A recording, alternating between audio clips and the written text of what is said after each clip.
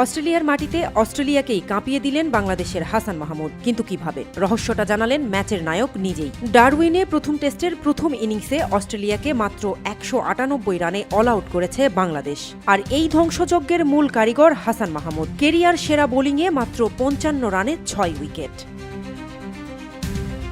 শুরুতেই বাঁহাতি opener Jack ওয়েদাল্টকে ফিরিয়ে দেন হাসান। এরপর ভয়ঙ্কর ট্র্যাভিস হেড, তাকেও বোল্ড। পরে প্যাট কামিন্স ও মিচেল স্ট্রাককে ফিরিয়ে অস্ট্রেলিয়ার ব্যাটিংয়ে বড় ধাক্কা দেন তিনি। শেষ সেশনে আরও বড় চমক, 71 রান করা স্টিভেন স্মিথকে বড় শট খেলতে বাধ্য করে ক্যাচ বানালেন হাসান। পরের ওভারেই নাথান লায়নকে ফিরিয়ে পূর্ণ করলেন কেরিয়ারের প্রথম 6 উইকেটের কীর্তি।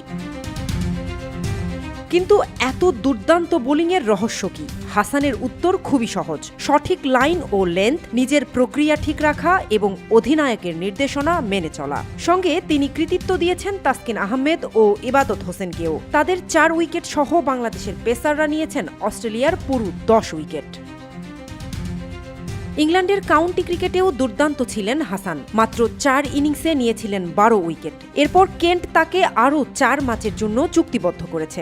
অস্ট্রেলিয়ার মাটিতে হাসানের এই আগুনঝরা বোলিং, এটাই কি বাংলাদেশের নতুন পেস বিপ্লবের ইঙ্গিত? আপনার কি মনে হয়? মন্তব্যে জানাতে ভুলবেন না। Desk report, captain sports.